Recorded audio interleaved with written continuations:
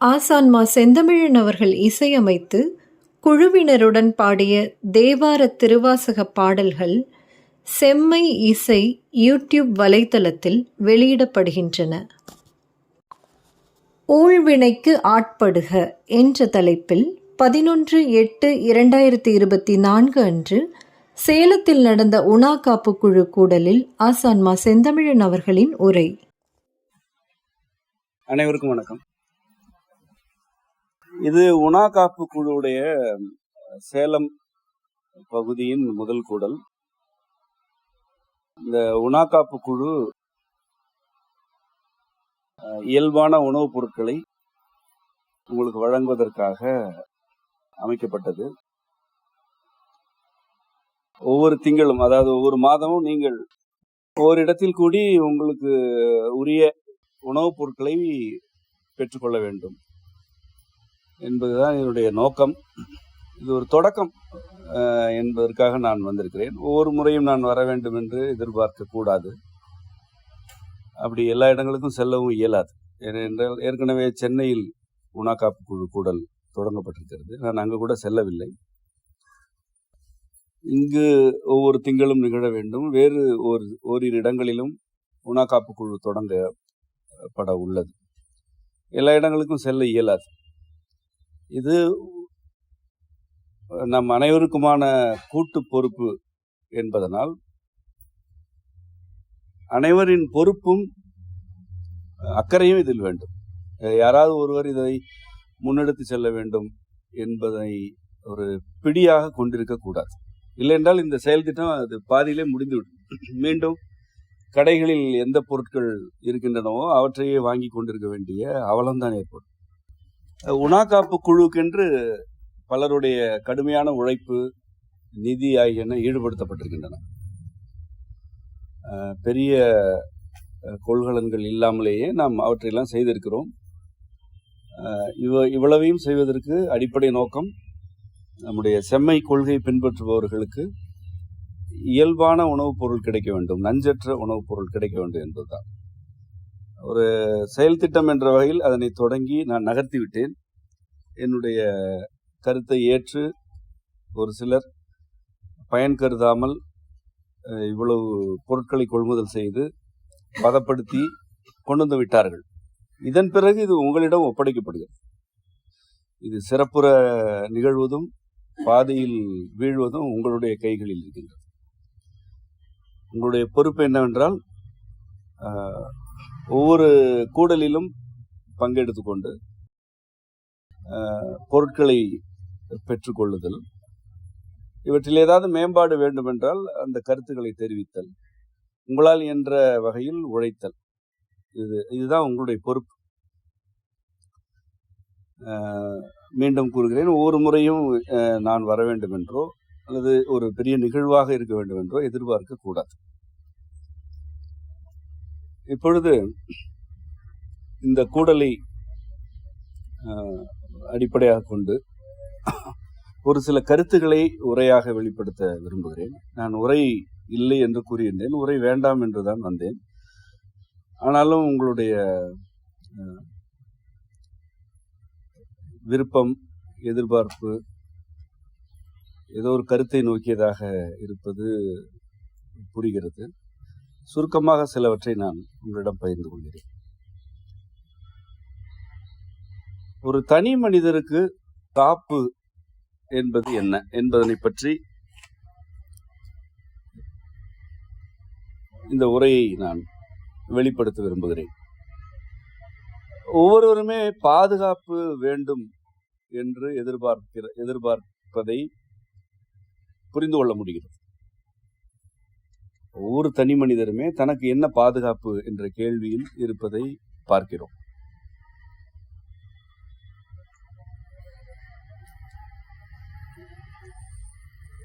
அருகே இருப்பவர்கள் நமக்கு பாதுகாப்பு என்பதுதான் அனைவருக்கும் முதலில் எழும் எண்ணம். செல்வம் காக்கும், கல்வி காக்கும் என்றெல்லாம் நம்பினால் கூட உடனிருக்கும் மனிதர்கள் பாதுகாக்கிறார்கள் அல்லது பாதுகாக்க வேண்டும் என்ற எண்ணம் தான் முதன்மையானதாக இருக்கிறது.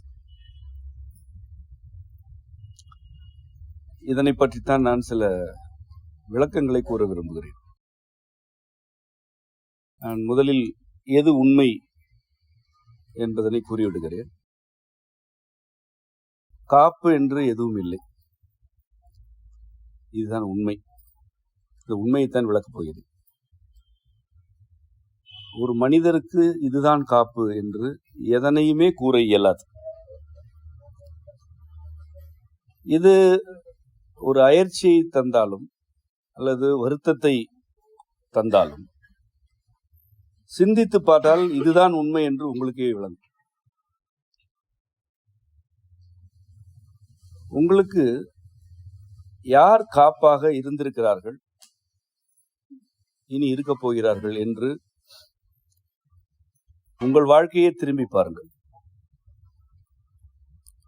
யாராவது ஒரு மனிதர் உங்களுக்கு காப்பாக இருந்திருக்கிறார் அல்லது இருப்பார் என்ற 2 கோடுகளை இணைக்க முடிகிறதா என்று பாருங்கள்.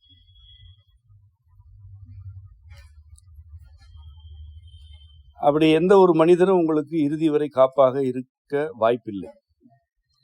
ஏனென்றால் யார் உங்களை காப்பார் என்று கருதுகிறீர்களோ அவருக்கு யார் காப்பு? அவருக்கு நீங்கள் காப்பா? அவருக்கே நீங்கள் தான் காப்பு என்றால் அவர் எப்படி உங்களை காப்பார்? இங்க யாரும் யாரையும் காத்துக் கொள்வது இல்லை. ஏனென்றால் யாரும் யாரையும் காக்க இயலாது. என்றால் இந்த காப்பு, பாதுகாப்பு ஆகிய கருத்துகளுக்கு என்ன பொருள்? என்ன பொருள் என்றால், யாவற்றையும் இறைவன் மட்டுமே காக்கிறான், யாவரையும் அவனே காக்கிறான் என்பதுதான் பொருள். ஒரு உடல் உயிருடன் வாழ்கிறது. இந்த வாழ்க்கை எவ்வாறானது, உடலின் மறைவுகள் எவ்வாறானவை, ஒரு மனிதனுடைய வாழ்க்கையின் போக்குகள் யாவை என்பவற்றை அறிந்தவர் யாருமே இல்லை. எவ்வளவு முயற்சித்தாலும் ஆய்வு செய்தாலும் இவற்றை அறிந்து கொள்ளவே இயலாது. எதிர்காலம் என்ன என்று ஒவ்வொருவரும் சிந்தித்தால் உங்களுக்கு என்ன விளக்கம் கிடைக்கும்? உங்களுடைய கடந்த காலத்தை திரும்பி பாருங்கள். எவையெல்லாம் நிகழ்ந்தனவோ அவை யாவுமே நீங்கள் திட்டமிட்டு நிகழ்ந்தனவா அல்லது உங்களுடைய எண்ணப்படி மட்டுமே நிகழ்ந்தனவா? எவையெல்லாம் நீங்கள் இனிமையானவை என்று எவற்றையெல்லாம் இனிமையானவை என்று கருதுகிறீர்களோ அவற்றையும் நீங்கள் திட்டமிட்டிருப்பது குறைவு. கொடுமையான நிகழ்வுகளையும் நீங்கள் திட்டமிட்டிருப்பதற்கு வாய்ப்பே இல்லை. இதுதான் உங்களுடைய கடந்த காலம். ஒவ்வொருவருமே பொறுமையாக ஒரு சில மணித்துளிகள் வாழ்க்கையை திரும்பி பார்த்து, என் வாழ்க்கையின் போக்கில் எவையெல்லாம் நிகழ்ந்தன என்று எண்ணி பார்த்தால் ஒவ்வொருவருக்குமே ஒரு 7-8 புள்ளிகள் கிடைக்கும். அந்த 7-8 புள்ளிகள் தான் உங்களுடைய வாழ்க்கையை திசை மாற்றி இருக்கும், அல்லது வழி நடத்தி இருக்கும், அல்லது தடுமாறி விழச் செய்திருக்கும். சில முடிவுகளை அந்த 7-8 புள்ளிகள் முன்னகர்த்தி இருக்கும். வாழ்க்கையில் 10 ஆண்டு காலத்தில் 1000 நிகழ்வுகள் இருக்கலாம். ஆனால் ஓரிரு நிகழ்வுகள் தான் அந்த 10 ஆண்டு காலத்தையுமே வடிவமைத்திருக்கும். அந்த ஓரிரு நிகழ்வுகளை நீங்கள் திட்டமிட்டிருக்கவே மாட்டீர்கள், அல்லது நீங்கள் திட்டமிட்டது ஒன்றாக இருக்கும், அவை நிகழ்ந்த வண்ணம் வேறு வகையாக இருக்கும். அவைதான் உங்களுடைய கடந்த காலத்தை வடிவமைத்தன. அவற்றில் நீங்கள் ஏற்றம் பெற்றிருக்கலாம், சறுக்கி விழுந்திருக்கலாம். ஆனால் அந்நிகழ்வுகள் தான் உங்களுடைய கடந்த கால வாழ்க்கை போக்கை வகுத்தன என்று நான் கூறுவேன். எதிர்காலத்தை உங்களால் தனிப்பட்ட முறையில் வடிவமைக்க இயலாது என்று என்னால் தான் கூறுகிறேன். நாளை என்ன நிகழ வேண்டும் என்று நீங்கள் விரும்பலாம், ஆனால் திட்டமிட இயலாது. திட்டமிடுதல் என்பது இது இவ்வாறு இந்த விளைவுகளை தர வேண்டும் என்று எதிர்பார்த்தல், அதற்காக செயல்படுதல். அதுதான் திட்டமிடுதல். அப்படி எதனை நீங்கள் திட்டமிட இயலும்? பொருள் வயப்பட்ட அல்லது நிதிக்கான, தொழிலுக்கான சில நடவடிக்கைகளை நீங்கள் திட்டமிடலாம். ஆனால் ஒரு தனி மனிதராக உங்களுடைய வாழ்க்கையில் உள்ள உறவுகள், உங்களுடைய மனநிலையின் மாற்றங்கள் ஆகியவற்றை உங்களால் திட்டமிட இயலாது. இப்படி நிகழ்வுகளை உங்களால் வடிவமைக்க இயலாது எனும்போது எதிர்காலத்தில் வாழ்க்கை போக்கு எவ்வாறு இருக்க வேண்டும் என்பதனை எப்படி வடிவமைக்க இயலும்? இதனை நீங்கள் நன்கு புரிந்து கொள்ள வேண்டும். நீங்கள் சறுக்கி விழும் இடம் இது என்று நான் கருதுகிறேன். எதிர்காலத்தை நீங்களே வடிவமைத்துக் கொள்வதாக ஒரு கற்பிதம் இருக்கிறது. அல்லது என்னால் என்னுடைய வாழ்க்கையை வடிவமைக்க இயலவில்லை என்ற சோர்வு இருக்கிறது. உங்களுக்கு சோர்வும் வேண்டாம், நம்பிக்கையும் வேண்டாம். ஏனெனில் எதிர்காலத்தை நீங்கள் வடிவமைக்கவில்லை, கடந்த காலத்தை நீங்கள் வடிவமைக்கவில்லை, நிகழ்காலத்தை நீங்கள் வடிவமைக்கவில்லை. காலம் உங்கள் அனைவரையும் விட மிக மிக பெரியது. உங்களுடைய திட்டமிடலுக்கும் வடிவமைப்புக்கும் ஆட்பட்டால் அது காலம் அல்ல. காலம் இயக்கத்தின் ஒரு நிலை, அது இயங்கிக் கொண்டே இருப்பது. உங்களால் அதனை பிடித்து நிறுத்த இயலாது. உங்களால் கட்டுப்படுத்த முடியாதது எதுவோ அதனை வைத்து நீங்கள் எப்படி ஒன்றை திட்டமிட இயலும்? காலத்தை கட்டுப்படுத்த இயலாது. உடலின் வளர்ச்சியையும் சிதைவையும் உங்களால் கட்டுப்படுத்த இயலாது. ஒரு நாள் கழிந்தால் உடல் வளர்ச்சிக்கும் சிதைவுக்கும் ஆட்பட்டு விடுகிறது. வாழ்நாளில் ஒரு ஒரு கூறு குறைந்து போனது, அது மீண்டு வராது. நேற்று இருந்த உடல் இன்றைக்கு இல்லை. தோற்றத்திற்கு இது ஒரு உடல் போல தோன்றினாலும் உண்மையில் நேற்று இருந்த உடலின் செல்கள் இன்று இல்லை. ஒவ்வொரு நாளும் கழிந்து போகின்றது. காலம் இப்படி ஒரு நுட்பமானது. காலம் எதனை ஆட்டுவிக்கிறதோ அதனை உங்களால் கட்டுப்படுத்த இயலாது. அதனை உங்களால் திட்டமிடவே இயலாது.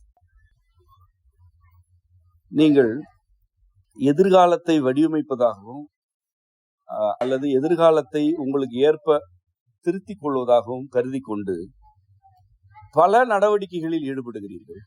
அவை யாவுமே உங்களை பாதுகாப்பற்ற நிலைக்கு தள்ளுகின்றன.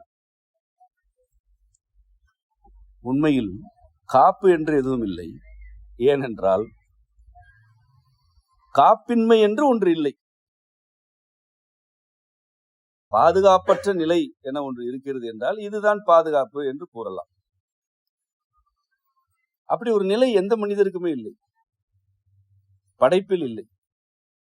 இறைவன் ஒரு மனிதரை படைக்கும் போது இவர் பாதுகாப்பற்ற நிலையில் வாழட்டும் என்று படைப்பானா, அல்லது இவர் பாதுகாப்பாக வாழ வேண்டும் என்று படைப்பானா? இந்த உலகம், இந்த உடல், உயிர் ஆகிய யாவுமே இறைவனின் உரிமைகள். நீங்கள் இறைவனின் உரிமையிலிருந்து பிறந்திருக்கிறீர்கள்.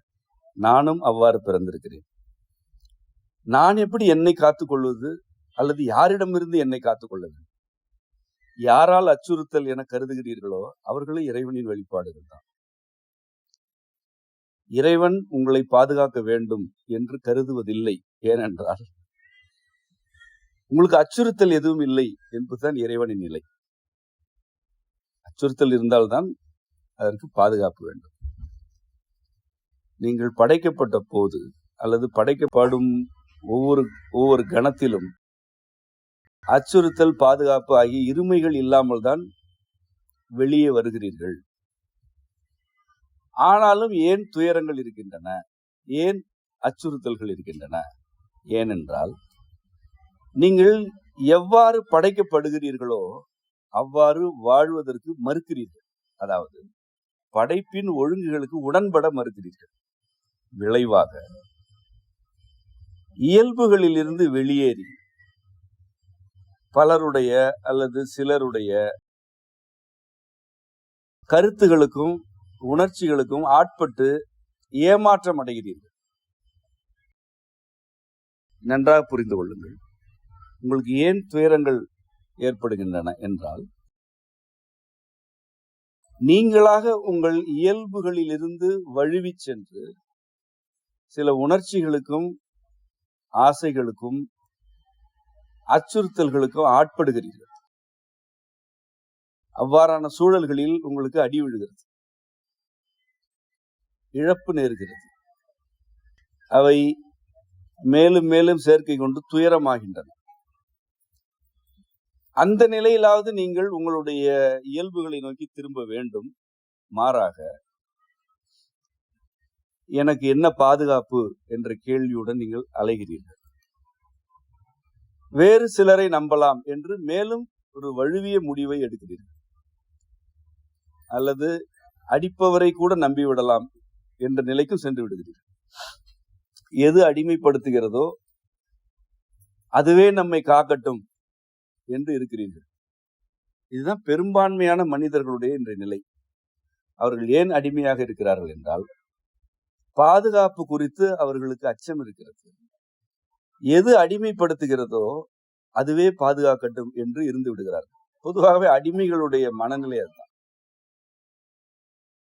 அடிமைகள் விடுதலை வேண்டும் என்று விரும்பினால் தங்களுடைய பாதுகாப்பு குறித்து அச்சப்பட மாட்டார்கள். கிளர்ச்சி செய்து ஒரு நாளில் விடுதலை அடைந்து விடலாம். எந்த அடிமைக்குமே அது நிகழ்ந்துவிடும். ஆனால் ஒருவர் ஏன் அடிமையாக இருக்கிறார் என்றால், இங்கிருந்து வெளியேறினால் என்னை யார் காப்பது என்ற கேள்வி அவரை அச்சுறுத்துகிறது. அவ்வாறான கேள்வியை கண்டு அஞ்சுபவர்கள் இறுதி வரை அடிமையாகத்தான் இருப்பார். நான் பலமுறை கூறிய ஒரு சான்றினை இங்கு கூறுகிறேன். தனி மனிதருக்கு இவ்வளவு பெரிய சான்று தேவையில்லை. தனி மனித வாழ்க்கை மிக எளிமையானது. ஒட்டுமொத்த இந்திய நிலப்பரப்பு எப்படி அடிமையாக்கப்பட்டது என்று திரும்பி பார்ப்போம். நான் எவ்வளவு திரும்பி பார்த்தாலும் என்னால் நிகழ்ந்தவற்றை நம்ப கூட இயலவில்லை. அடிமைப்படுத்த வந்தவர்கள் கடல் கடந்து வருகிறார்கள். ஒரு சில கப்பல்களில் வருகிறார்கள். அவர்கள் கரையில் இறங்குகிறார்கள். சில 100 பேர் தான் வந்தார்கள். இங்கு கோடிக்கணக்கான மனிதர்கள் இருக்கிறார்கள். அவர்களிடம் ஆயுதங்கள் கூடுதலாக இருந்தாலும் நம்மிடம் இருந்த ஈட்டி, வேல், வாள் உள்ளிட்ட பல 100 வகையான ஆயுதங்களுக்கு முன்பு அவர்களுடைய ஆயுதங்கள் எல்லாம் ஒன்றுமே இல்லை.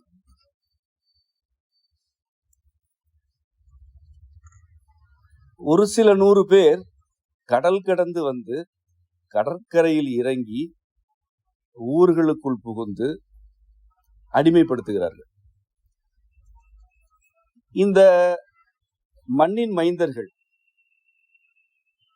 ஒருவேளை இவர்களுக்கு அடிமையாக வேண்டாம் என்று ஒரே ஒரு கணம் நினைத்திருந்தால் அவர்களுடைய கப்பலை அப்படியே மூழ்கடித்திருக்கலாம். ஏனென்றால் கடலில் பயணிப்பதும் கப்பல்களில் புவி முழுவதும் சுற்றியதும் நமக்கு சில 1000 ஆண்டுகால வரலாறு. அவர்கள் சில 100 ஆண்டுகளுக்கு முன்புதான் கடல் பயணமே செய்தார்கள். ஆனால் நாம் ஏறத்தாழ 4 அல்லது 5000 ஆண்டுகளுக்கு முன்பே கடலில் புவியை வலம் வந்தவர்கள். ஒரு கப்பலை மூழ்கடிப்பது என்பது நமக்கு மிக எளிதானது.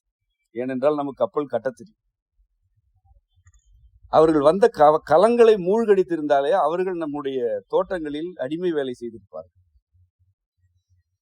அவர்கள் இங்கு வந்து இத்தனை கோடி பேரை அடிமைப்படுத்தி மீண்டும் தங்களுடைய கப்பல்களில் நம்முடைய செல்வங்களை எல்லாம் கொள்ளையடித்துக் கொண்டு பாதுகாப்பாக அவர்களுடைய நாடுகளுக்கு சென்று இந்த செல்வங்களை எல்லாம் வைத்து அவர்களுடைய கட்டடங்களை கட்டி எழுப்பி, தொழிற்சாலைகளை கட்டி எழுப்பி மீண்டும் வந்து ஒவ்வொரு முறையும் கொள்ளையடித்து செல்லும் வரை இங்கு யாருமே விடுதலை என்ற எண்ணம் இல்லாமல் இருந்தார்கள். எத்தனை பேர்? ஏறத்தாழ 30 கோடி பேர். வந்தவர்கள் சில 1000 பேர்.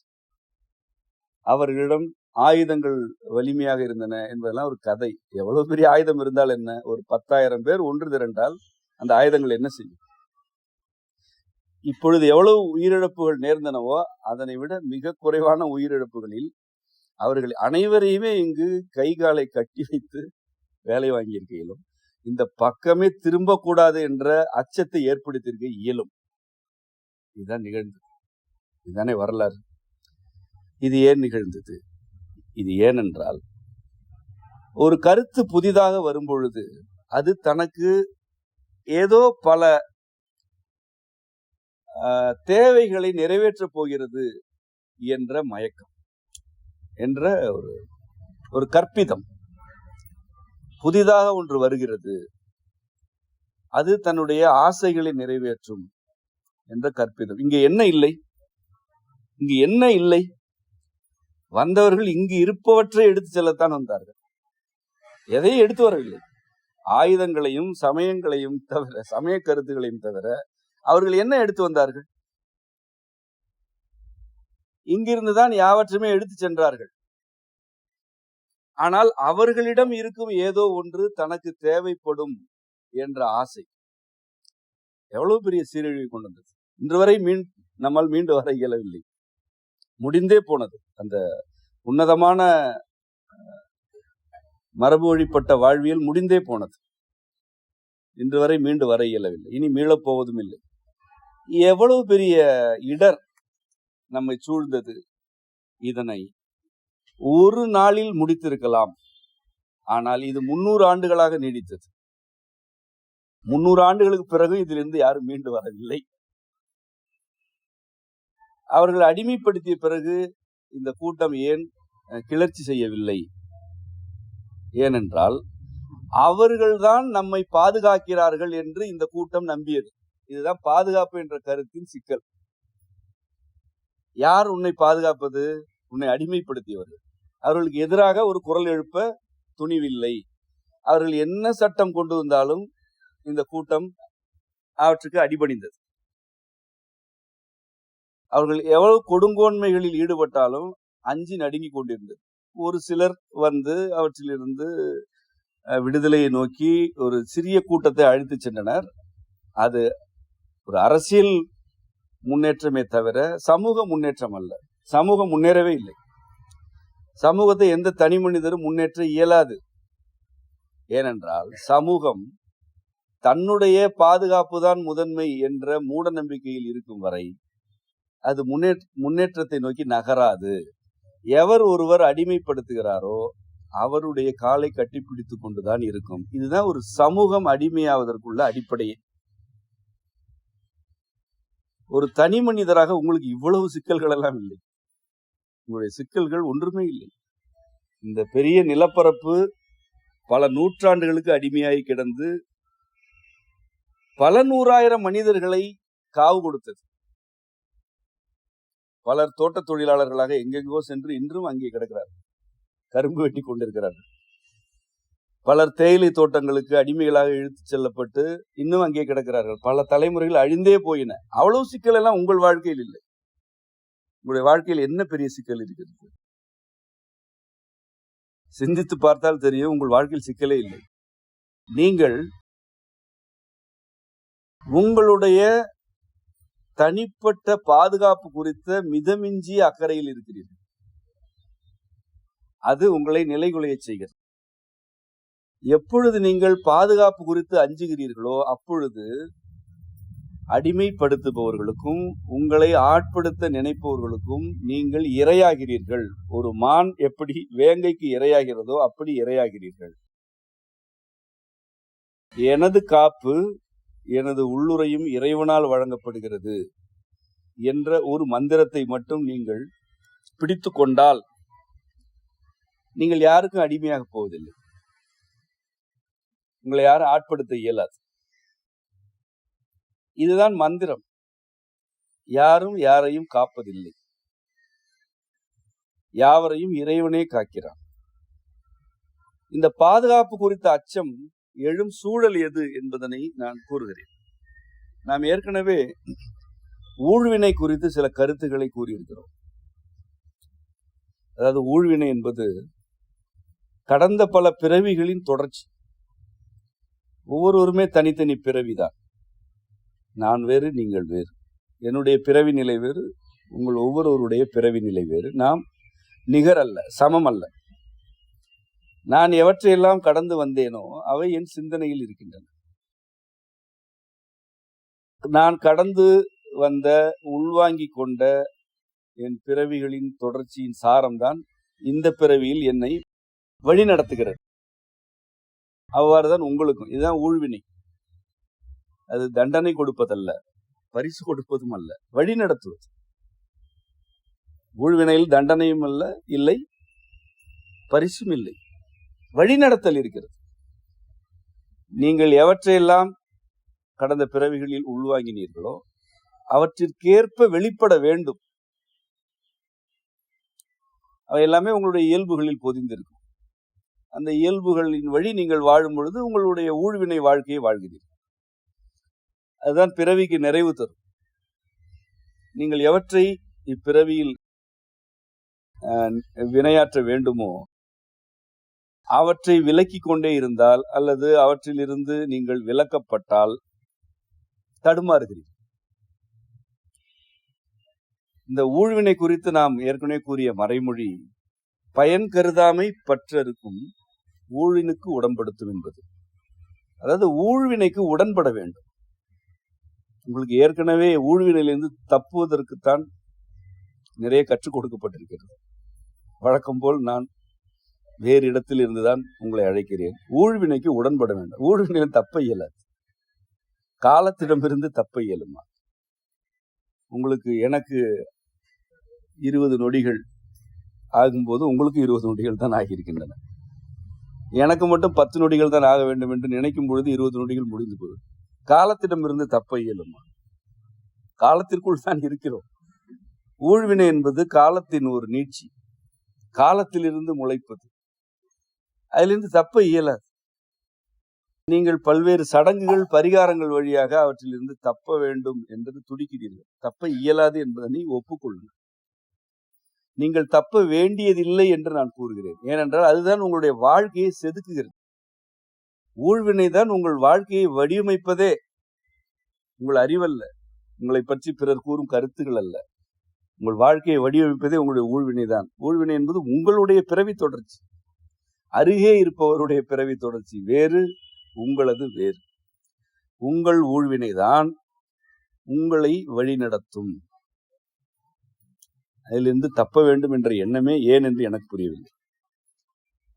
அது உங்களை தண்டிக்க வரவில்லை, உங்களை மேம்படுத்தும் வரவில்லை, உங்களை வழி நடத்துகிறது. அவ்வளவுதான். இந்த தண்டனை, மேம்பாடு என்பதெல்லாம் உங்களுடைய கருத்து.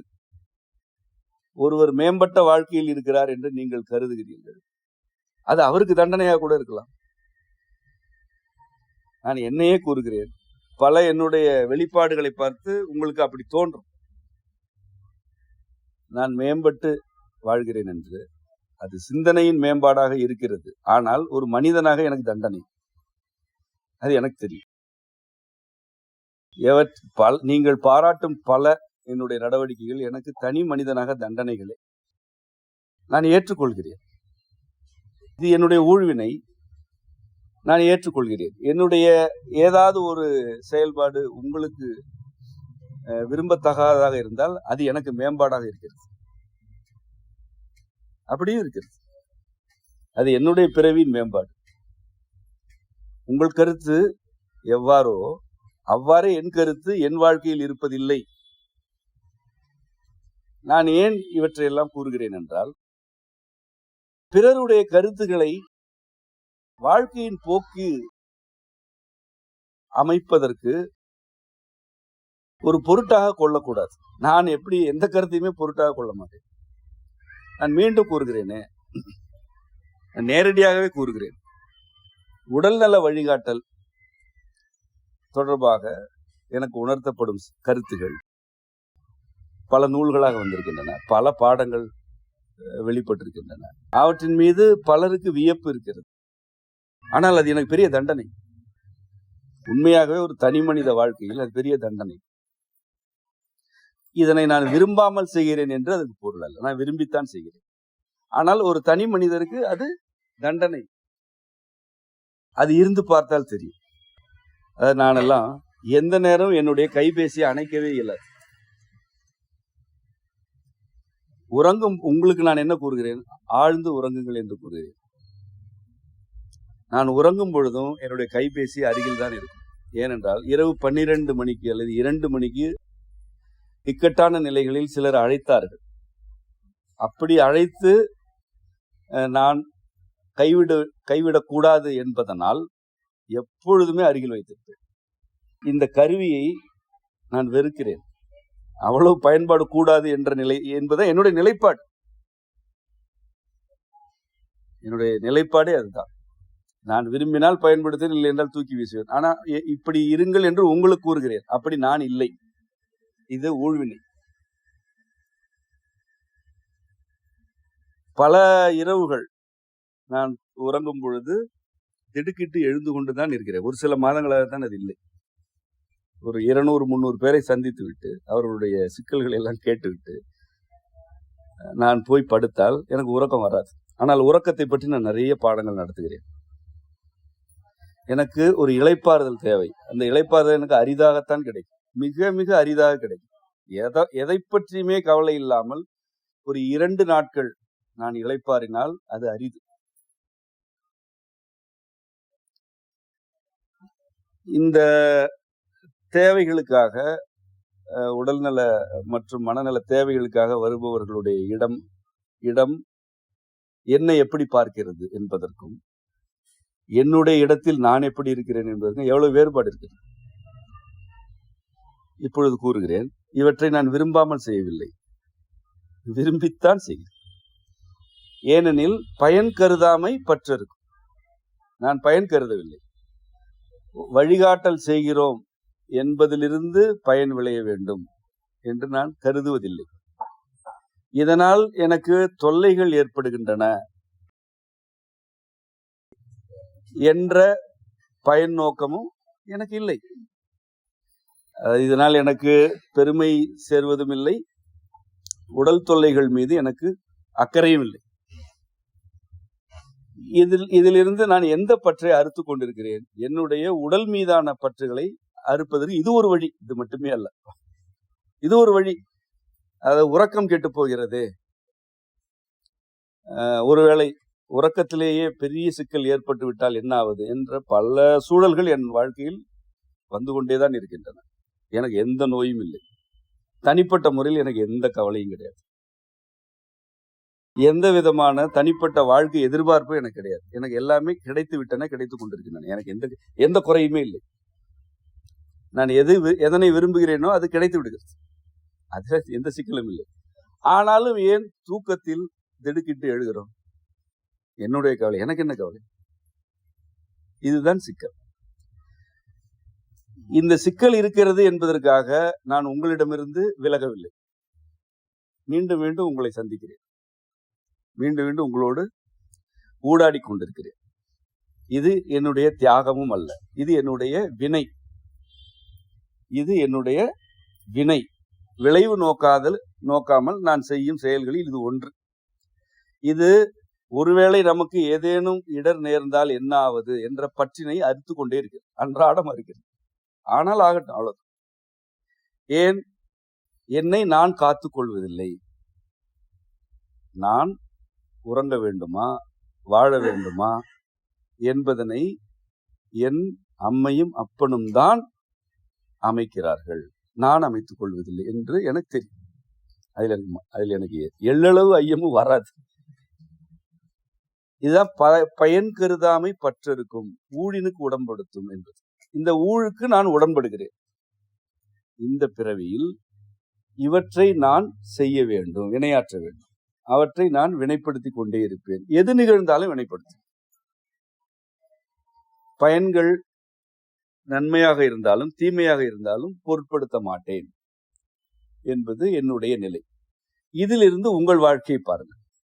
நீங்கள் உங்களுக்கு எது மேம்பாடு என கருதுகிறீர்களோ அது பிறருக்கு தண்டனையாக இருக்கலாம். என்னுடைய பல வினைப்பாடுகள் எனக்கு அருகே இருப்பவர்களுக்கு தண்டனைகள் தான். ஒரு இயல்பான வாழ்க்கை, குடும்ப வாழ்க்கை எனக்கு இல்லை, இருக்க இயலாது. ஏனென்றால் நான் ஒரு சிலருக்கான மனிதன் அல்ல. உங்களுக்கு அவற்றின் மீது நான் பலருக்கான வாழ்க்கையில் இருப்பதனால் அந்த பலருக்கும் என் மீது ஒரு மரியாதை ஏற்படும், ஒரு உயர் மதிப்பு ஏற்படும். ஆனால் நெருக்கமாக இருப்பவர்களுக்கு அது தண்டனை. இந்த ஊழ்வினைக்கு நான் உடன்படுகிறேன். இதனால் என்ன மாற்று கருத்துகள் வந்தாலும், இதனால் எவ்வளவு இன்னல்கள் வந்தாலும் நான் எவ்வாறு இருக்க வேண்டுமோ அவ்வாறு இருக்கிறேன். ஒருவேளை நெருக்கமாக யாருமே இல்லாமல் சென்று விட்டால் என்ன ஆவது? எனக்கு அந்த பயன் கருதல் இல்லை, செல்லட்டும். அப்படி சென்றால் செல்லட்டும். என்னுடைய பிறவியில் நான் எவற்றை வினைப்படுத்த வேண்டுமோ அவற்றைத்தான் வினைப்படுத்துவேன். இதுதான் ஊழ்வினைக்கு உடன்படுதல். அதாவது ஊழ்வினை நம்மை வழி நடத்துகிறது. நீ இவ்வாறு இரு என்று அதற்கு உடன்பட்டு விடுகிறோம். இதில் நீங்கள் எவற்றை கண்டு வியக்கிறீர்களோ அவற்றால் பலருக்கு வருத்தங்கள் ஏற்படுகின்றன. நீங்கள் எவற்றை கண்டு வருந்துகிறீர்களோ அவற்றால் எனக்கு மகிழ்ச்சி ஏற்படுகிறது. ஐயோ, இவர் இப்படி இருக்க வேண்டாமே என்று கூட நீங்கள் கருதலாம். ஆனால் அவற்றில் தான் எனக்கு மகிழ்ச்சி. இது உங்களுக்கும் என்றால் உரை கேட்பவர்கள் அல்ல, பிறருக்கும் எனக்கும், பிறர் அனைவருக்கும் எனக்குமான வேறுபாடு. இப்படித்தான் உங்கள் வாழ்க்கை. நான் இப்படி வெளிப்படுத்துகிறேன், நீங்கள் வெளிப்படுத்த மாட்டீர்கள். ஆனால் உங்களுக்குள் சிந்தித்து பார்த்தால் இது தெரியும். ஊழ்வினைக்கு உடன்படுதல் என்பது பிறவியின் வழிகாட்டலின்படி வாழ்தல். ஊழ்வினைதான் உங்களை வினைகளை நோக்கி இட்டு செல்லும். அதாவது விளைவு நோக்காதவற்றை நோக்கி அழைத்து செல்லும். இதிலிருந்து எது விளைந்தாலும் இதில் நான் ஈடுபடுகிறேன் என்று ஈடுபட வேண்டும். அது எதுவுமே வேண்டாம் என்ற பற்றறுத்த நிலையெல்லாம் இல்லை. அப்படி பற்றறுக்க சொல்லவில்லை, இறைவனே பற்றறுக்க சொல்லவில்லை, அப்படி அவன் கூறவே இல்லை. ஒரு பிறவி நிறைவடையும் பொழுது இயல்பாகவே பற்றுகள் எல்லாம் அருந்து போகும். நீங்கள் எல்லாம் அறுக்க முடியாது. பிறவி நிறைவடையும் பொழுது பற்று இருந்து போகும். ஒரு இயல்பான மரணம் முதுமையில் எப்படி நிகழ்கிறது? உணவு குறைகிறது, நினைவு குறைகிறது. நினைவு குறையுதல் என்பது காலத்திலிருந்து வழுவுதல். நான் கூறினேன் அல்லவா, காலத்திலிருந்து தப்ப இயலாது. நினைவு குறைதல் என்பது என்ன? காலத்திலிருந்து வழுவுதல், காலத்திலிருந்து நழுவி மூலத்தை நோக்கி நகர்தல். இயல்பான முதுமையில் ஏற்படும் மரணத்தை பற்றி கூறுகிறேன். காலத்திலிருந்து வழுவும் பொழுது நிகழ்ந்தவை யாவை என்று தெரியாது, அடையாளங்கள் மறந்து போகும். அது யார் எதிரே இருக்கிறார்கள் என்று தெரியாது. அதற்கு அடுத்த நிலையில் தான் யார் என்றே தெரியாது. தன்னை அறியாமல் உளறுதல், தான் படுத்திருக்கிறோமா எழுந்திருக்கிறோமா என்று தெரியாது. இறுதியில் மரணம். எவ்வளவு அழகானது! இந்த காலத்திலிருந்து வழுவ செய்கிறான் இறைவன். நீ காலத்தோடு ஒன்றி இருக்கும் பொழுது வாழ்க்கை, காலத்தை கட்டுப்படுத்த நினைத்தால் தண்டனை, துயரம். காலத்திலிருந்து இயல்பாக வழுவி விட்டால் பற்றறுத்தல். இப்படித்தான், இதுதான் பற்றறுத்தல் என்பது. பற்றெல்லாம் அது கயிறல்ல உட்கார்ந்து அறுப்பதற்கு. அது பிறவி தொடர்ச்சியில் இருக்கிறது. நீ எவற்றையெல்லாம் செய்ய வேண்டும் என்று வந்தாயோ அவற்றை செய்தால்தான் அது அகன்று போகும். சரி, நினைத்தவற்றையெல்லாம் செய்து விடலாமா என்றால் பிறவி தொடர்ச்சி அப்படிப்பட்டது அல்ல. இயல்புக்கு மாறானவற்றை செய்ய தூண்டுவது அல்ல இறைவனுடைய ஊழ்வினை. இறைவன் வழங்கிய ஊழ்வினை என்பது ஊதாரித்தனங்களில் ஈடுபடுவதை பற்றியது அல்ல. அது நீ யார் என்பதனை உனக்கு வெளிப்படுத்தி கொண்டே இருக்கும். நீ எவற்றையெல்லாம் ஏற்கனவே உள்வாங்கி இருக்கிறாய், அவற்றையெல்லாம் எப்படி வினைப்படுத்த வேண்டும் என்பவற்றை உனக்கு வழிகாட்டலாக வழங்கும். இப்படி வாழ்கையில் உங்களுக்கு என்ன பாதுகாப்பு தனியே தேவைப்பட போகிறது? உங்கள் ஊழ்வினே உங்களுக்கு பாதுகாப்பு தான். ஊழ்வினை உங்களை பாதுகாப்பதுதான். அதுதான் உங்களை வழி நடத்தும், அதுதான் உங்களை பாதுகாக்கும். இயல்புகளிலிருந்து இயல்புகளுக்கு மாறாக நீங்கள் எவற்றிலாவது ஈடுபடும் பொழுது உங்களுக்கு உறுத்தலாக இருக்கும். அல்லது இயல்புக்கு மாறாக உங்களை எவராது துன்புறுத்தும் பொழுது உங்களால் ஏற்க இயலாது. நீங்கள் அவற்றிலிருந்து விடுபடுகையில், மனதளவில் விடுபடுகையில் உங்களுடைய பாதுகாப்பு வளையத்திற்குள் வருகிறீர்கள். அந்த வளையம் என்பது என்ன?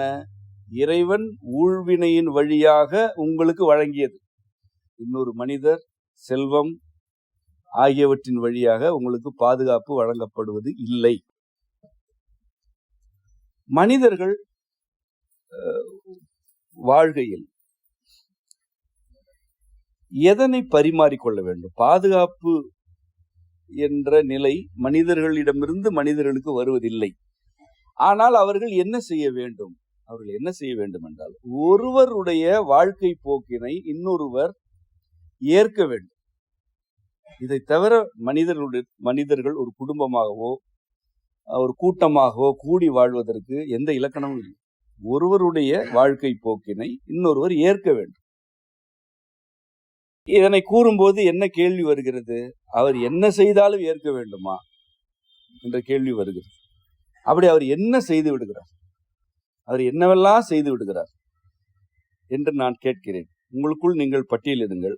அவர் இவற்றையெல்லாம் செய்கிறார் என்று நீங்கள் கூறுபவற்றில் 10-9 அவருக்கும் உங்களுக்குமான உறவு தொடர்பானவை. அவருக்கு உள்ளே இருக்கும் அவருடைய வழிகாட்டலுக்கும் மட்டுமே உரித்தான சிக்கல் என்று உங்களுக்கு எதுவுமே தெரியாது. நீங்கள் எவற்றை சிக்கல் என்று கருதுகிறீர்கள் என்றால், அவர் உங்களை பொருட்படுத்துவதில்லை, அவர் உங்களை மதிக்கவில்லை, அல்லது அவர் நன்றி இல்லாமல் இருக்கிறார், அல்லது அவர் முன்பு போல் இல்லை, அல்லது அவர் என்னிடம் நடந்து கொள்வது வேறு, பிறரிடம் நடந்து கொள்வது வேறு. இவையெல்லாம் தான் நீங்கள் பட்டியலிடும் சிக்கல்கள். நான் மீண்டும் கூறுகிறேன், அவர் வாழ்க்கையை வாழ்கிறார், நீங்கள் உங்கள் வாழ்க்கையை வாழ்கிறீர்கள். நீங்கள் அவர் வாழ்க்கையின் போக்கை ஏற்றால் அவரும் உங்கள் வாழ்க்கையின் போக்கை ஏற்க இயலும். எங்கே தலையிட வேண்டும் என்றால், ஒருவர் சீர்கேடான பாதையில் செல்கிறார், அவர் தன்னைத்தானே துன்புறுத்தி கொள்ளும் நிலைக்கு செல்கிறார், அல்லது அவர் ஏமாற்றப்படும் நிலைக்கு செல்கிறார் என்றால் அறிவுரை சொல்லலாம். அங்கே குறுக்கிட வேண்டும். நான் குறுக்கிடுகிறேன் அல்லவா உங்களுடைய ஒவ்வொருவருடைய வாழ்க்கையிலும்? எங்கே குறுக்கிடுகிறேன்? நீ இயல்புக்கு மாறான வழிகளில் செல்லாதே, நீ உன்னுடைய துயரங்களுக்கு நீயே பொறுப்பாகி விடாதே, நம்பி ஏமாறாதே, ஐயப்பட்டு பிறரை துன்புறுத்தாதே, நம்பவும் வேண்டாம் ஐயமும் வேண்டாம் என்றெல்லாம் நான் கூறுகிறேனே. உங்களுடைய அன்றாட நடவடிக்கைகளை பற்றி நான் ஏதாவது கருத்து கூறுகிறேனா? இல்லை, எனக்கு அது என்னன்றே தெரியாது. நான் எங்கே குறுக்கிடுகிறேன்? நீங்கள் சீர்கேடான பாதைகளுக்கு செல்ல வேண்டாம் என்று கூறி நான் குறுக்கிடுகிறேன். மருத்துவ முறைகள் சீர்கெட்டு விட்டன, நம்முடைய மரபு வழிபட்ட வழிகாட்டல்களில் நீங்கள் நலமடைகள் என்று கூறுகிறேன். நீங்கள் எங்கெல்லாம் சீர்கெடுகிறீர்களோ அங்கு நான் குறுக்கிடுகிறேன். வேறு எந்த வகையிலும் யாருடைய தனிப்பட்ட வாழ்க்கையிலும் நான் வருவதில்லை. இவ்வாறு தான் நீங்கள் பிறரிடம் நடந்து கொள்ள வேண்டும். அவர்கள் சீர்கெடுகிறார்கள் என்றால் அறிவுரை சொல்ல வேண்டும். சீர்கெட்டு விட்டார்கள் என்றால் தூக்கி அரவணைக்க வேண்டும். வழி தவறி விட்டார்கள் என்றால் தோளில் கை போட்டு அழைத்து வர வேண்டும். எங்கு அழைத்து வர வேண்டும்? உங்களுடைய பாதுகாப்பு அறைக்கு அல்ல, அவர்களுடைய இடத்திற்கு. நீ மீண்டும் உன்னுடைய வாழ்க்கையை வாழவா, மீண்டும் உன்னுடைய வாழ்க்கை போக்கிற்குள் நுழைந்து விடு என்று சக மனிதரை அழைக்க வேண்டுமே அன்றி, இதற்குத்தான் சொன்னேன், நீ என்னுடைய கட்டுப்பாட்டை மீறி செல்லாதே என்ற கருத்தோ எதிர்பார்ப்போ இருக்கக்கூடாது. இருந்தால் நீங்களும் கட்டுப்பட வேண்டும். அது ஒரு உடன்படிக்கை. ஒரு கயிறு இன்னொரு உடலில் கட்டப்படுகிறது என்றால் அதன் மறுமுனை உங்கள் கையில் இருக்கிறது. நீங்கள் நினைக்கிறீர்கள் அவரை கட்டிவிட்டோம் என்று, ஆனால் அந்த கயிறை உங்களால் கீழே விட முடியாது இல்லையா? நீங்களும் கட்டப்பட்டிருக்கிறீர்கள். அது இடுப்பை சுற்றி இருக்கிறது, உங்கள் உடலில் அது கையை சுற்றி இருக்கிறது. கட்டுப்படுத்துவோர் கட்டுப்படுத்தப்படுவர். இதில் யார் அடிமை என்பது சூழலுக்கு சூழல் மாறுபடும். சில நேரம் இடுப்பில் கயிறோடு இருப்பவர்களே அடிமைப்படுத்தி விடுவார்கள். ஆனால் யாரும் அவரவருடைய வாழ்க்கையை வாழ இயலாது. இந்த ஊழ்வினைக்கு உடம்படுதல் என்ற கருத்து உங்களுக்கு விளங்கிவிட்டால், அந்த கருத்தை நீங்கள் பின்பற்ற தொடங்கிவிட்டால், உங்களுக்கான பாதுகாப்பு என்று எந்த ஒரு தனி மனிதர் மீதும் சார்பு தன்மை இருக்காது. இவர் தான் நமக்கு பாதுகாப்பு என்று கருத மாட்டீர்கள். ஏனென்றால் உங்களுடைய ஊழ்வினை தான் உங்களுக்கு பாதுகாப்பு. நீங்கள் புதிதாக பிறக்கவில்லை. நீங்கள் எத்தனை 1000வது பிறவிகள் இருக்கிறீர்களோ, அல்லது எத்தனை ஒரு 100,000 பிறவிகள் இருக்கிறீர்களோ தெரியாது. இவ்வளவு பிறவிகளுக்கு பிறகு இந்த சூழலில் வாழ்வதற்குரிய எல்லா கருத்துகளும் உங்களுக்குள் இருக்கின்றன. உங்களுக்கு பொருத்தமான வழிகாட்டல்கள் உங்களுடைய சிந்தனையிலிருந்து வந்து கொண்டுதான் இருக்கின்றன. ஆகவே யாரும் உங்களை காக்க வேண்டியது இல்லை. இந்த தெளிவுடன் நீங்கள் உங்களை திரும்பி பார்த்த உங்கள் வாழ்க்கையை திரும்பி பார்த்தால் கடந்த காலத்தில் நிகழ்ந்த அந்த 7-8 புள்ளிகள், அந்த 7-8 நிகழ்வுகள் எவ்வாறு உங்களை சிதைத்தன என்று உங்களுக்கு விளக்கம் கிடைக்கும். நிகழ்ந்தவை எல்லாவற்றுக்குமே உங்களுக்கு விளக்கம் கிடைக்கும். நீங்கள் செய்த தவறுகள் யாவை, எங்கெல்லாம் சறுக்கினீர்கள் என்ற விளக்கம் கிடைக்கும். இதன் பிறகு எதிர்காலத்தில் நான் பாதுகாப்பாக இருக்க வேண்டும் என்ற கவலை உங்களுக்கு இருக்காது. எதிர்காலத்தில் நான் எப்படி வாழ வேண்டுமோ அப்படி வாழ வேண்டும் என்ற விருப்பம் இருக்கும். இன்றைக்கு மனிதர்கள் பொருள் அடிப்படையில் ஒருவர் மீது ஒருவர் சார்பு தன்மையுடன் இருக்கிறார்கள்.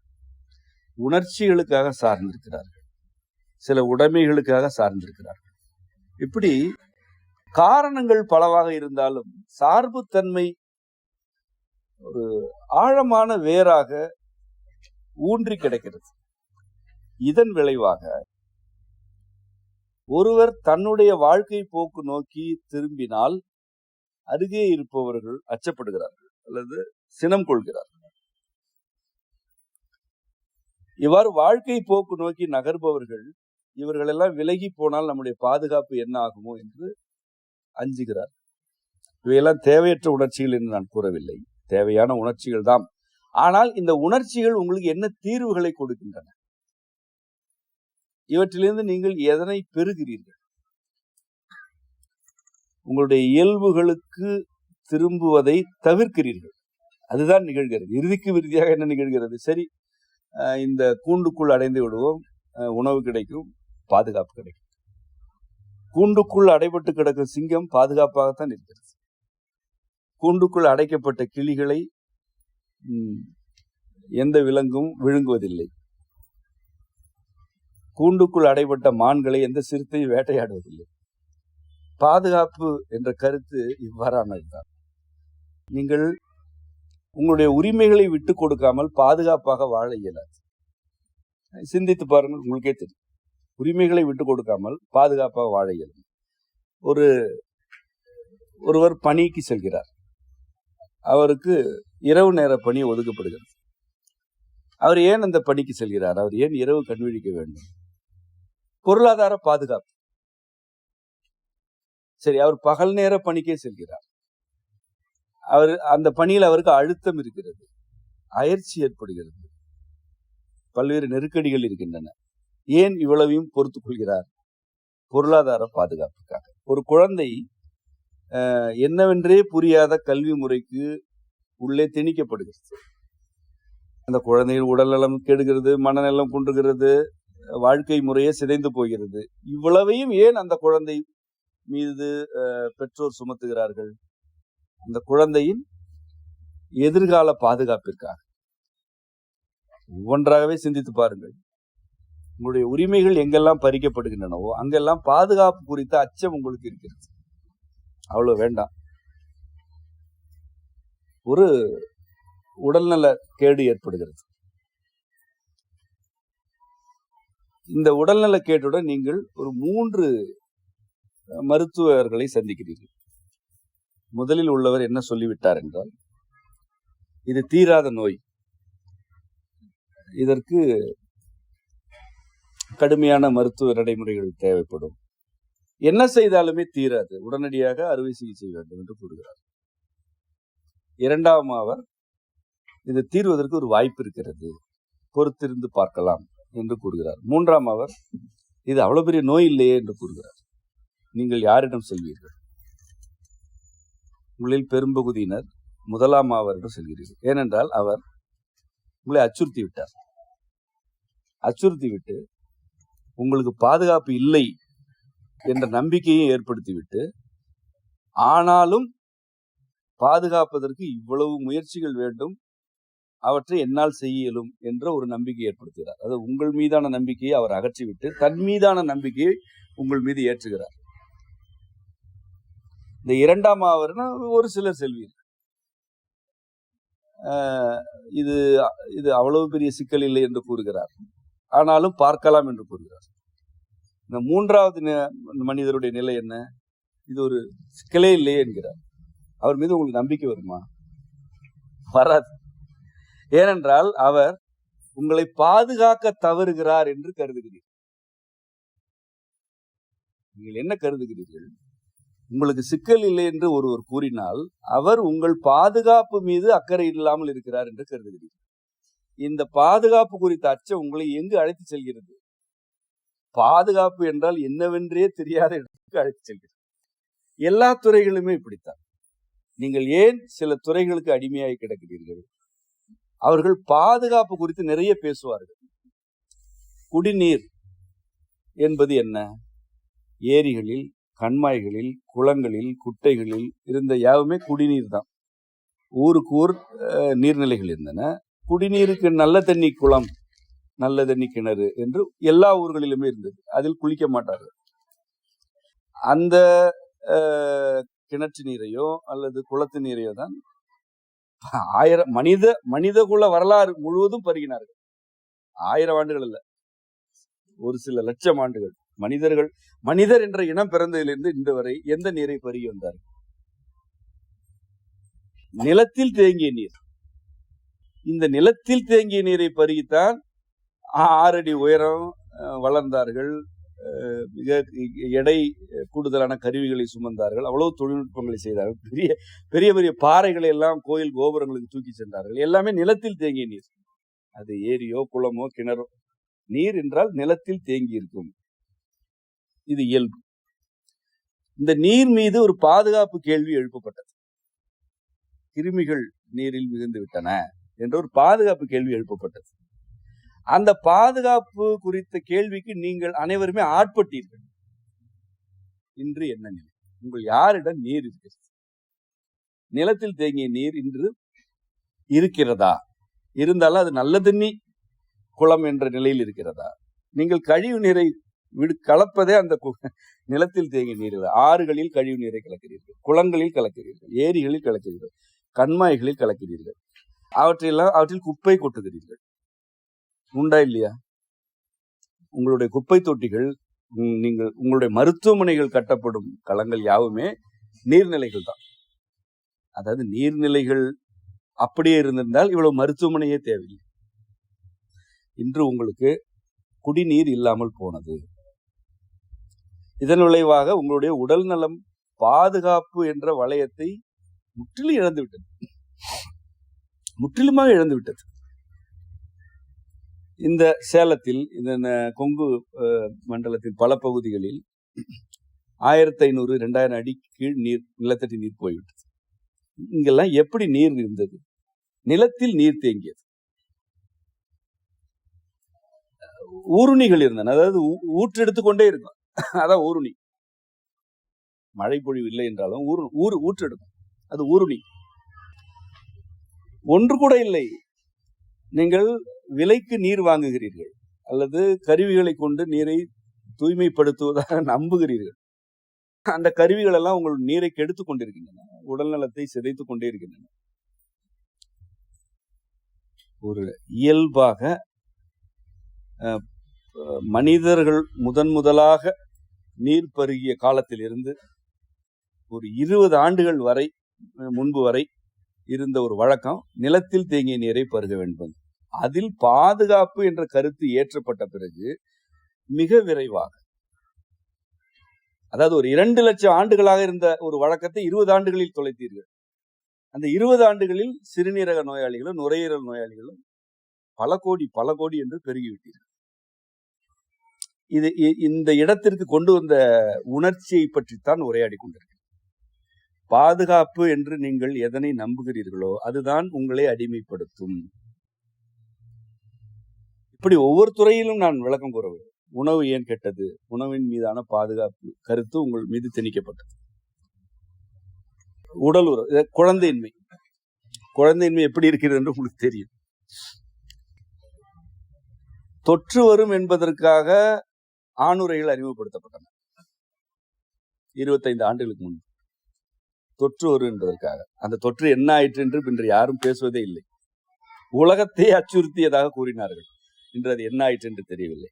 இந்த ஆணுரைகள் பயன்படுத்தப்பட்ட காலத்திற்கு பிறகு குழந்தை பிறப்பு எவ்வளவு குறைந்திருக்குது என்று சிந்தித்து பாருங்க, சும்மா நினைத்து பாருங்க.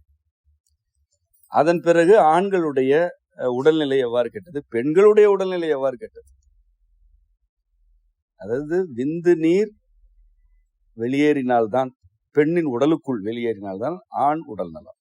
அந்த புணர்ச்சி நிறைவடைந்தால்தான் பெண்ணுடைய கருப்பைக்கு நலம். கருப்பை சூடு அப்படித்தான் தனி. இது என்ன உங்களுடைய கண்டுபிடிப்பா, என் கண்டுபிடிப்பா? இதுதான் காலகாலமாக. இது ஒரு உயிரினம், நீங்கள் ஒரு உயிரின வகை, அவ்வளவுதான். ஒரு கோழி எப்படி இருக்கிறதோ, மாடு எப்படி இருக்கிறதோ, ஆடு எப்படி இருக்கிறதோ, அப்படியே நீங்கள் ஒரு உயிரினம். இதெல்லாம் இப்படித்தான் நிகழ வேண்டும். ஆனால் அதில் பாதுகாப்பு என்று ஒரு கருத்து கொண்டு வரப்பட்டு அதற்கு சில நுட்பங்கள் கொண்டு வரப்பட்ட பிறகு இன்று என்ன ஆயிற்று? உங்களால் மீண்டு வர முடிகிறதா? ஆனால் அடுத்து என்ன வந்து விட்டது? செயற்கையான கருவூட்டம் அடுத்த நிலை. ஆக ஒரு ஆணு பெண்ணு இயற்கையாக புணர்ந்து குழந்தை பெற்றுக் கொள்வதற்கு தகுதி இல்லை என்பதனை நீங்களே ஒப்புக்கொள்கிறீர்கள். நீங்கள் தான் ஒப்புக்கொள்கிறீர்கள். இப்படி உங்களுடைய வாழ்க்கையின் ஒவ்வொரு நடவடிக்கையும் பாதுகாப்பு குறித்த கருத்தேற்றத்தினால் திசை மாற்றப்பட்டிருக்கிறது. நான் நிறுவனங்களுடைய சதி, நிறுவனங்களுக்கு நீங்கள் அடிமைப்பட்ட முறை ஆகியவற்றை பற்றி கூறினால் உங்களுக்கு ஓப்பாக இருக்கு. ஏனென்றால் நான் பிறரை குறை கூறுகிறேன், அவையெல்லாம் சான்றுகள். நான் மீண்டும் உங்களுக்குள் வருகிறேன். நீங்கள் துயரத்தில் இருப்பதற்கு நீங்கள் தான் பொறுப்பு. உங்களுடைய தேவையற்ற இயல்புக்கு மாறான அச்சம்தான் பொறுப்பு. நீங்கள் பாதுகாப்பு என்ற கருத்தை பிற மனிதர்கள் மீது ஏற்றி அவர்கள் காக்கிறார்கள், இவர்கள் காக்கிறார்கள் என்று கருதுவதன் விளைவாக உங்களுடைய ஊழ்வினைகளின்படியே நீங்கள் வாழவில்லை. ஊழ்வினை என்பது சரியானவற்றை மட்டுமே செய்வதல்ல. எது சரி எது தவறு என்று யாருக்கும் தெரியாது, உண்மையாகவே தெரியாது. இயல்பாக வாழ்ந்தால் தெரியாது. ஒரு சில நடவடிக்கைகள் சரியானவை என்று தெரியும், ஒரு சில நடவடிக்கைகள் தவறு என்று தெரியும். நீங்கள் சரி என்று கருதிய பல தவறாக முடிந்திருக்கின்றனவா இல்லையா? எல்லாமே திட்டமிட்டு நீங்கள் தவறாக செய்ய வேண்டும் என்று செய்தீர்களா? நீங்கள் இது சரி என்று கருதி செய்தீர்கள், தவறாக விளைந்தது. அதனை ஏற்க வேண்டும் என்கிறேன் நான். அதனை யார் ஏற்க வேண்டும்? நீங்களே ஏற்றுக்கொள்ள வேண்டும். ஆம், நான் அவ்வாறு கருதி செய்தேன், அது தவறாகிவிட்டது என்பதனை நீ ஏற்றுக்கொள். உனக்கு உறவாக இருப்பவர்களும் இப்படியே உன்னை ஏற்க வேண்டும். இதுதான் அவரவர் வாழ்க்கை, அவரவர் வாழ்க்கை. என்னோடு இருப்பவர் சரி என்று கருதி செய்தார், அது தவறாகிறது. நான் அவரை ஏற்கிறேன். திட்டமிட்டு எல்லோருமே சதி செய்கிறார்களா? தவறானதுதான் செய்ய வேண்டும் என்று அப்படி யாராவது இருக்கிறார்களா? ஒரு சிலர் இருக்கலாம். அந்த ஒரு சிலரையும் உங்களுடைய அரவணைப்பு திருத்திவிடும், மாற்றிவிடும். எல்லோருமே சதி செய்கிறார்களா உங்களுக்கு எதிராக? அல்லது எல்லோருக்கும் எதிராக நீங்க சதி செய்து கொண்டே இருக்கிறீர்களா? இதெல்லாம் என்ன கற்பனை? சரி என்று கருதி சிலவற்றை செய்கிறார்கள், அது தவறாக இருக்கிறது. தவறு என்று சிலவற்றை உங்களிடம் சொல்கிறார்கள், ஆனால் நீங்கள் செய்வது சரியாக இருக்கிறது. இந்த வேறுபாடு ஏன் வருகிறது? நீங்கள் உங்களுடைய பிறவி தொடர்ச்சியிலிருந்து ஒன்றை பார்க்கிறீர்கள், அது தவறாகப்படுகிறது. அவர்கள் அவர்களுடைய தொடர்ச்சியிலிருந்து பார்க்கும்போது சரியாகப்படுகிறது. இவையெல்லாம் செய்தால்தானே அதன் விளைவு என்ன என்று பார்க்க இயலும். அதன் பிறகு ஒருவரை ஒருவர் அரவணைத்துக் கொள்ள இயலும். உள்நோக்கம் இல்லாமல் எதனை செய்தாலுமே அது உண்மை வழிபட்டதுதான். நான் அதனால்தான் மிக அடிப்படையாக அந்த மறைமொழி மீண்டும் மீண்டும் கூறுகிறேன். நோக்கமற்ற சொற்கள் உண்மையானவை. நீ சொன்னது தவறாக கூட இருக்கலாம், நீ தவறான தகவலை சொல்லியிருக்கலாம், நீ தவறாக நினைத்து கொண்டு பேசியிருக்கலாம், அல்லது நீ நினைத்தது தவறாக புரிந்து கொள்ளப்பட்டிருக்கலாம். அதை பற்றி கவலைப்படாது. சொல்லும் பொழுது, பேசும் பொழுது அல்லது செய்யும் பொழுது உனக்கு உள்நோக்கம் இருந்தால் அது பொய். உனக்கு உள்நோக்கம் இல்லை என்றால் அது உண்மை.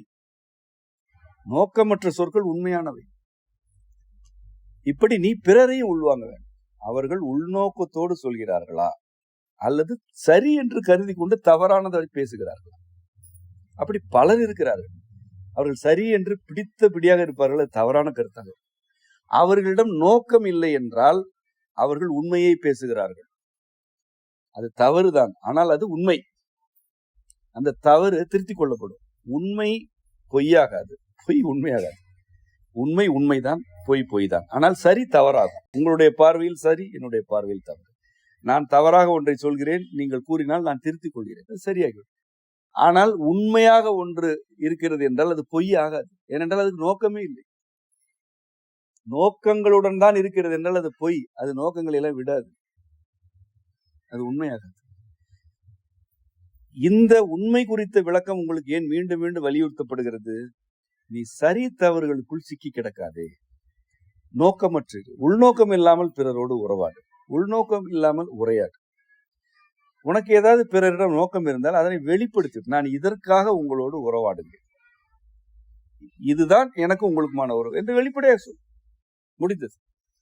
உள்ளே ஒன்று வைத்துக் கொண்டு வெளியே ஒன்று கூறினால் அது பசப்புதல். பசப்பக்கூடாது. நீ உள்ளே எதை நினைக்கிறாயோ அதற்கு நேர்மாறானவற்றை வெளியே பேசிக் கொண்டிருந்தால் நீ பசப்புகிறாய். அது பொய்யினும் கொடியது. ஏன்னா பசப்புதல் நிற்காது. பசப்பி பழகியவர்கள் பசப்பி கொண்டே இருப்பார்கள். யார் எப்படி இருந்தாலும் என்னிடம் கற்க விரும்புபவர்கள் இப்படி இருக்கக்கூடாது என்று நான் கூறுகிறேன். உங்கள் ஊழ்வினை பாதுகாக்கிறது. அந்த ஊழ்வினை சரியானவற்றையும் தவறானவற்றையும் வழிநடத்தலாக வழங்கி கொண்டே இருக்கும். எது சரி எது தவறு என்று பிரித்தறிய இயலாது. வாழ்க்கையின் போக்கில் தான் பிரித்தறிய இயலும். வாழ்ந்தால் தானே இது சரியான வாழ்க்கை தவறான வாழ்க்கை. ஒரு கால் எடுத்து வைப்பதற்கே தயங்கினால் என்னாவது? அல்லது நான் நினைத்தவற்றையெல்லாம் செய்வேன் என்று தரிகட்டு ஓடினால் என்னாவது? எது ஒன்றை செய்வதாக இருந்தாலும் அது நம்முடைய சிந்தனையிலிருந்து வருகிறதா, அல்லது பிறர் பாராட்ட வேண்டும் என்பதற்காக செய்கிறோமா, அல்லது நம்முடைய பாதுகாப்பு என்று கருதி செய்கிறோமா, எதற்காக செய்கிறோம், இதனை ஏன் செய்ய வேண்டும் என்ற கேள்வியை உங்களுக்குள் கேட்க வேண்டும். அது பிறருக்கு பாதுகாப்பு கொடுப்பது என்று இருந்தால் கூட அதனை தூக்கி வீச வேண்டும். பிறரை பாதுகாப்பதற்கு என்று எதை செய்யக்கூடாது. முன்னால் பிறரை பாதுகாக்க இயலாது. பிறரை அரவணைக்க வேண்டும். நான் ஒரு சான்று கூறுகிறேன். ஒருவர் உடல்நலம் குன்றிய நிலையில் வருகிறார். இவர் பிழைப்பதற்கு வாய்ப்பில்லை என்று கருதுகிறோம். இவரை பிழைக்க வைக்க வேண்டும் என்பது நோக்கமாக இருந்தால், அது நோக்கம் இறுகி போன ஒரு நோக்கம், எப்படியாவது பிழைக்க வைத்து விட வேண்டும் என்று நோக்கமாக இருந்தால் என்னவெல்லாம் செய்வோம்? சமூகம் என்னவெல்லாம் செய்கிறது? எங்கெல்லாம் தகவல்கள் வருகின்றன அங்கெல்லாம் தூக்கி கொண்டு ஓடுகிறது. எங்கெங்கோ செல்கிறார்கள். ஏன்? பிழைக்க வைக்க வேண்டும் என்பது இறுகி போன நோக்கமாகிவிட்டது. நோக்கம் அது இறுகி போய்விட்டது, பிடிவாதமாக ஆகிவிட்டது. இவருக்கு உடலில் என்ன சிக்கல் இருக்கிறது என்று மட்டும் புரிந்து கொள்வோம், அவ்வளவுதான். நாம் பிழைக்க வைப்பதில்லை என்ற உண்மையில் நின்று கொண்டு ஒரு உடலை பார்ப்போம். ஒரு மனிதன் ஒருவரை பிழைக்க வைக்க இயலுமா? அப்படி நம்புகிறீர்களா? யாரை பிழைக்க வைக்க இயலாது. காலத்தை கட்டுப்படுத்த இயலாது. ஒருவருடைய வாழ்நாள் என்பது காலம் தானே, அதை நீங்க கட்டுப்படுத்த முடியாது. அவருடைய இயல்பான கால ஓட்டத்திற்கு வாழ வேண்டும் என்று நாம் விரும்பலாம், வேண்டலாம். அது நம்மை விட யாரிடம் மிகுதியாக இருக்க வேண்டும்? அவரிடம் இருக்க வேண்டும். அவரிடமே இல்லை என்றால் நீங்கள் தலைகீழாக நின்று என்ன, எங்கு அழைத்து சென்று என்ன? அவரிடம் இருக்க வேண்டும் அந்த விருப்பம். பிழைக்க வைக்க இயலாது, ஆனால் அந்த உடலை புரிந்து கொள்ள இயலும். இறைவன் நமக்கு சிந்தனையின் வழியாக வழிகாட்டல்களை வழங்குகிறார். யாரையும் பிழைக்க வைக்கும் சக்தியை வழங்கவில்லை. ஆகவே ஒருவர் இக்கட்டான உடல்நிலையில் இருக்கிறார் என்றால் அவருடைய உடல்நிலையை புரிந்து கொண்டு வழிகாட்டல்களை செய்யும் போது அவர் அதிலிருந்து மீண்டு வருகிறார். எந்த சிக்கலுமே இல்லை என்று ஒருவர் வருகிறார், திடீரென்று இறந்து போகிறார். திடீரென்று அவர் இறந்து போகிறார். யார் யாரை காத்தது அல்லது யார் யாரை கொன்றது? அந்த மரணத்திலிருந்து சிலவற்றை புரிந்து கொள்ளலாம், ஒருவர் பிழைத்ததிலிருந்து சிலவற்றை புரிந்து கொள்ளலாம். இதை வைத்துக் கொண்டு வேறு சிலரை அணுகும் பொழுது அவர்களுக்கு வழிகாட்டல்களை வழங்கலாம், அதிலும் தவறுகள் நேரும். நான் பிழைப்பார் என கருதுவோம், இறந்து போவார். இறந்து போவார் என கழுதும் பிழைப்பார். அதிலும் நமக்கு பாடங்கள். இதுதான் எல்லை. இதற்கு மேல் எல்லை யாரிடம் இல்லை. எல்லோருடைய வாழ்க்கையிலுமே சரி தவறுகள் இருக்கும். இருந்தால்தான் அது வாழ்க்கை. நான் சரியான பாதையில் தான் நடக்கிறேன் என்று யாராவது பேசிக்கொண்டு திரிந்தால் அவர்கள் நடக்கவே இல்லை. அவர்கள் ஒரு 4 புறங்களிலும் கட்டப்பட்ட கயிறுகளுக்கு நடுவே நகர்கிறார்கள், நடக்கவில்லை. நடக்கும் பொழுது கால் இடது பக்கம் செல்லும், வலது பக்கம் செல்லும். சில இடங்களில் உட்கார தோன்றும், சில இடங்களில் ஓட தோன்றும், சில இடங்களில் கோடு தாண்டி குதிக்க தோன்றும். இதெல்லாம் இருந்தால்தான் அது மனம். கோட்டில் நடப்பது மனம் அல்ல. இந்த சிங்கத்தை எல்லாம் பயிற்சி கொடுத்து வளையத்துக்குள் குதிக்க செய்கிறார்கள். அந்த சிங்கம் கருதும், ஒவ்வொரு முறையும் நான் நெருப்பு வளையத்துக்குள் சரியாக புகுந்து வெளியே வருகிறேன், என்ன இல்லை என்றால் சுட்டுவிடும். சிங்கம் இயல்பாக அப்படி இருக்காது. அப்படிப்பட்ட பழக்க வைக்கப்பட்ட விலங்கல்ல நீ சரியானதன் மீது பற்று கொள்ளவும் கூடாது, தவறானவற்றின் மீது அச்சம் கொள்ளவும் கூடாது. உன்னுடைய ஊழ்வினை சரி தவறு ஆகியவற்றை உன்னுடைய வாழ்க்கை போக்கில் கற்பித்துக் கொண்டுதான் இருக்கும். நீ ஒவ்வொரு நிகழ்விலிருந்தும் பாடம் பெற வேண்டும். இயல்பான வாழ்க்கையில் சரி தவறு ஆகியவற்றுக்கு முக்கியத்துவமே இல்லை. இயல்பா உங்களோடு இருக்கும் மனிதர்கள் இயல்பானவர்களாக இருக்கிறார்கள் என்றால் உங்களுடைய தவறுகளை அவர்கள் பொறுத்துக் கொள்வார்கள். அவ்வளவுதான். ஒரு குழந்தையின் தவறுகளை நீங்கள் பொறுத்துக் கொள்வது இல்லையா? குழந்தை எவ்வளவு தவறு செய்தாலும் பெற்றோர், அக்கறை கொண்ட பெற்றோர் பொறுத்துக் கொள்கிறார்கள் இல்லையா? அப்படி உங்களை ஒரு குழந்தையாகவும் பார்க்க தெரிந்தவர்கள் தான் உண்மையான உறவுகள். உங்களுக்கு என்ன வயது இருந்தாலும் சரி, உங்களை ஒரு குழந்தையாகவும் பார்க்க தெரிந்தவர்கள் உண்மையான உறவுகள். அவர்கள் உங்களுடைய தவறுகளை பொறுத்துக் கொள்வார். நீங்களும் அவ்வாறே பிறருடைய தவறுகளை இயல்பாக ஏற்றுக்கொள்ள வேண்டும். இவற்றை கடைபிடிக்கும் பொழுது நீங்கள் உங்களுடைய ஊழ்வினையில் வாழ்கிறீர்கள். பிறருடைய ஊழ்வினைகளில் அவர்கள் வாழ்வதை ஏற்கிறீர்கள். மீண்டும் மீண்டும் கூறுகிறேன், வாழ்க்கை வேறு வேறுதான். உங்களுக்கு வேறு, எனக்கு வேறு, உங்கள் அருகில் இருப்பவருக்கு வேறு, உங்கள் உடல் வழியே வந்தவர்களுக்கு வேறு வாழ்க்கை. ஆனால் நாம் எப்படி ஒன்றாக இருப்பது? என் வாழ்க்கையை நீங்கள் ஏற்க வேண்டும், உங்கள் வாழ்க்கையை நான் ஏற்க வேண்டும். இப்படி ஏற்பதில் தீர்ப்புகள், மதிப்பீடுகள், உள்நோக்கம் கற்பித்தல் ஆகியவை இருந்தால் அவற்றை தனித்து கொண்டே வர வேண்டும். உங்களுக்கு எது பொருத்தமற்றதோ அது இன்னொருவருக்கு பொருத்தமானதாக இருந்தால் அவற்றை ஏற்றுக்கொள்ளுங்கள். அவ்வாறே பிறரும் உங்களை ஏற்க வேண்டும் என்று விரும்புங்கள். இந்த வாழ்க்கையில் ஊழ்வினை தான் உங்களுக்கு காப்பு. நீங்கள் என்ன செய்ய வேண்டுமோ அதனை செய்வீர்கள். எவ்வளவு காலம் வாழ வேண்டுமோ அவ்வளவு வாழ்வீர்கள். இந்த பிறவியில் எவற்றை பெற வேண்டுமோ அவற்றை பெறுவீர்கள். இந்த பிறவியில் எவற்றை கழிக்க வேண்டுமோ அவற்றை கழிப்பீர்கள். இதுதான் ஒரு பிறவியை வாழ்வது. நிறைவாக வாழ்வது என்பது வேறு. நான் இப்பொழுது உங்களுக்கு எதனை அறிமுகப்படுத்துகிறேன்? பிறவியை வாழ வேண்டும். ஆனால் நீங்கள் யாருடைய பிறவியை வாழவில்லை. இதை செய்தால் அவர் என்ன நினைப்பார், அதை செய்தால் இவர் என்ன நினைப்பார், இப்படி நடந்தால் ஊர் என்ன சொல்லும், அப்படி நடந்தால் ஊர் என்ன. இந்த ஊருக்கு வேறு வேலையே இல்லையா?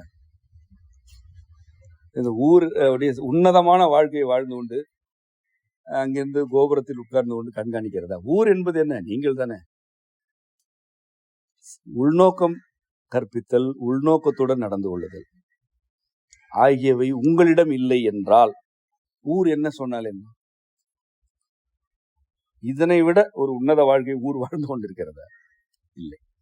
அவற்றை கண்டு அஞ்சக்கூடாது. பாதுகாப்பு குறித்த அச்சம் உங்களிடம் இருக்கவே கூடாது. இறைவனுடைய 5 தொழில்களில் காத்தலும் ஒன்று.